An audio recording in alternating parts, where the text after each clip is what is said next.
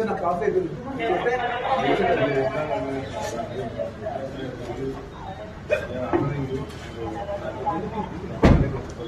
Sir మీరు ఏం order చేస్తారు ఏం ఆర్డర్ చేయలేదు ఎందుకంటే అర్థం మార్చుకుంటారు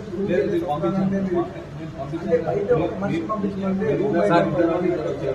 సార్ నాకు తీసుకెళ్తాం తప్పలేదు వెళ్తాం తప్పలేదు కాదు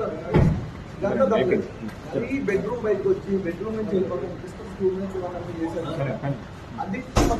ఇది మీకు తప్పకుండా నేను చెప్తున్నా ఇది మంచి విషయం కాదు.